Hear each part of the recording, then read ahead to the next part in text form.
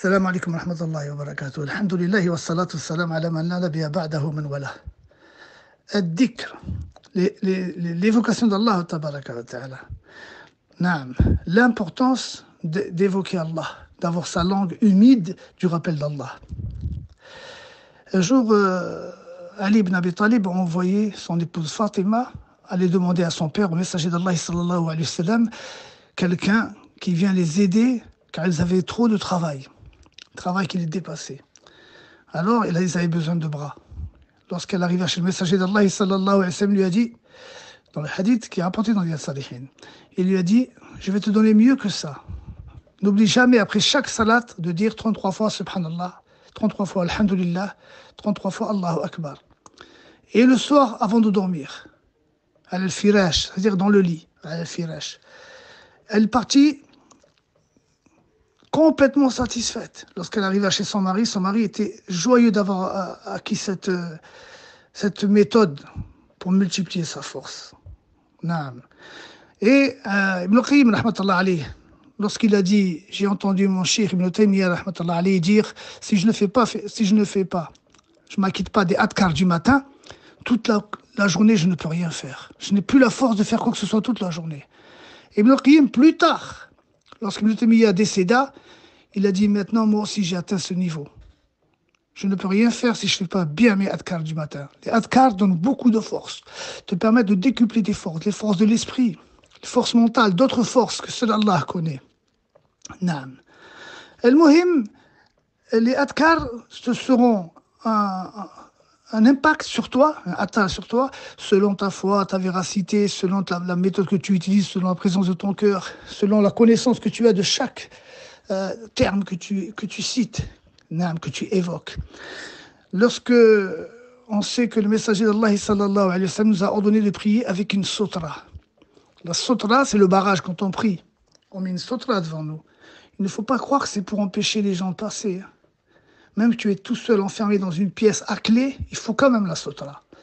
La sutra, à la base, elle sert à te préserver dans ta salat, dans ta prière. Quand tu mets une sutra, un barrage dans ta prière, c'est pour pas que Shaitan te fasse tromper dans ta prière, ou te fasse oublier dans ta prière, ou te fasse penser à autre chose. Ton cœur n'est plus présent. Et cet impact que la sutra que tu as mis, elle a sur toi, c'est par rapport à ta foi, par rapport à ta véracité. Plus ta foi elle est forte, plus cette chose-là, elle aura un impact sur toi. Pareil pour tout. Pareil pour le ruqya. Pareil pour l'Eden. Eh ben, les adkar, l'évocation d'Allah, c'est la même chose. Naam. Celui qui réunit le maximum de facteurs, celui-ci, il a plus d'impact que celui qui ne le réunit pas, ou qui en réunit moins. Cheikh Al-Albani, il a dit, il n'est pas obligé de faire l'adkar avec les ablutions, mais c'est préférable, aucun doute. Mais ceux qui ne les a pas, les ablutions, il les fait quand même. Ce n'est pas une condition. Tu peux faire les adkar sans les ablutions, mais il est préférable, bien sûr, de les faire en état de pureté. Les petites ablutions, je parle. Aussi, barakallahu fikoum, le fait de les prononcer posément. Il a lui-même, si vous avez entendu son audio, il a donné l'exemple. Ceux qui, subhanallah, alhamdulillah, Allahu akbar, subhanallah, c'est pas comme ça. Il faut les sortir avec ta langue posément. Ibn Taymiyyah, il a corrigé beaucoup de mashayikh lorsqu'ils ont dit, il faut que tu t'entendes. Il faut que lorsque tu fais des adkar, tu t'entendes.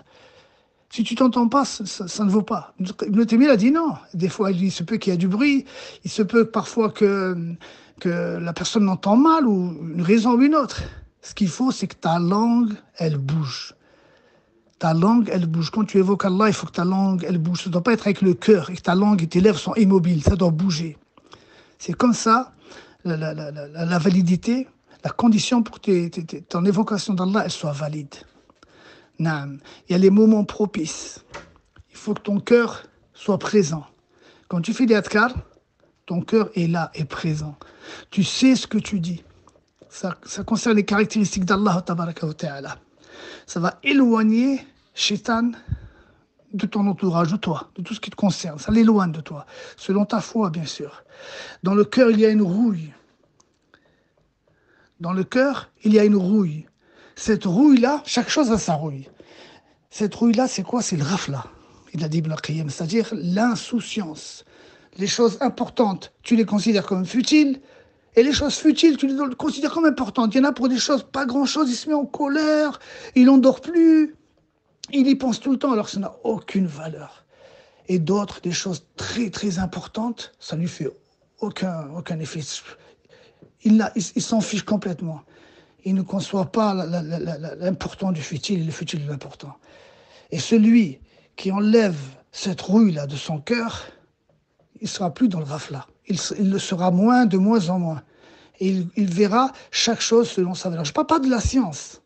Nous, on ne parle pas de la science. C'est des choses que tout le monde connaît. Il y a des choses, il faut la science pour savoir s'il y a de la valeur ou pas. Nous, on ne parle pas de ça. On parle de la chose que tout le monde connaît. Quand toi, tu dis, tu connais le hadith ou les versets où Allah Ta'ala dit « Ya'amuruna bil ma'aruf ». Le ma'aruf, ça vient de quoi ce terme? Ils ordonnent le convenable. Le mot ma'aruf, ça vient du mot connu. Ma'aruf. C'est des choses que tout le monde connaît. Ce n'est pas des choses qu'il faut de la science pour connaître. Il suffit que une chose, elle est connue de tous sans faire d'efforts, sans étudier, sans quoi que ce soit, elle a ou pas d'importance selon la chose en elle-même, pas selon la science que tu as. Eh bien, celui qui fait le rafla, celui qui est dans le rafla, il ne lui donnera pas d'importance alors que ça a toute son importance. Et vice-versa, et l'inverse. Alors, barakallahu fikoum, aucun doute, Ibn al-Qayyim a cité 20 et quelques bienfaits. Il y en a d'autres, il en a cité 21, je crois, qui sont très en priorité, très importants à ne pas les négliger. Il faut, pour celui qui peut, que sa langue soit perpétuellement humide du rappel d'Allah, perpétuellement. Aujourd'hui, on est vendredi, mes frères. C'est là où il faut essayer, de toute façon, c'est chaque vendredi à partir du jeudi soir, que ta langue soit humide du rappel d'Allah et de la prière sur le messager d'Allah sallallahu alayhi wa sallam. Les prophètes qu'ils ont recommandés au messager d'Allah sallallahu alayhi wa sallam, recommandés à ta communauté, les arbres du paradis, le sable du paradis, c'était quoi? C'était l'évocation d'Allah, c'était la hawla wa la quwwata illa billah, subhanallah wa bihamdihi, subhanallah al-azim, astaghfirullah alladhi la ilaha illa huwa al-hayyul qayyum atubu ilayh, etc. Donc je vous recommande ainsi qu'à moi-même. Là, ce n'est pas le lieu pour expliquer tous les bienfaits. Si Allah le permet, on le fera, Inch'Allah, pourquoi pas. Et il y a même un cours sur ça dans le site qui est assez explicite, mashallah. Mais je vous recommande ainsi qu'à moi-même de multiplier l'évocation d'Allah. Naam. Et c'est aussi une cause d'effacer les péchés, d'augmenter les bonnes actions, d'avoir une place, Yom al-Qiyamah, une place proche d'Allah, subhanallah.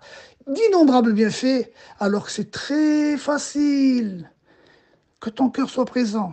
Essaye de les faire en état d'ablution. Essaye de t'y habituer et de connaître ce que tu dis. Tu sais ce que ça veut dire subhanallah, tu sais ce que ça veut dire bihamdi, tu sais les termes d'où ils viennent, leur origine. Tu connais les caractéristiques d'Allah, as-sifat ar-Rahman, les caractéristiques du très miséricordieux qui ont un rapport avec ses adkar. Et en même temps tu décides, tu médites. Bien sûr. Wa sallallahu tawfiq. سبحانك اللهم وبحمدك واشهد ان لا اله الا انت استغفرك واتوب اليك السلام عليكم ورحمه الله وبركاته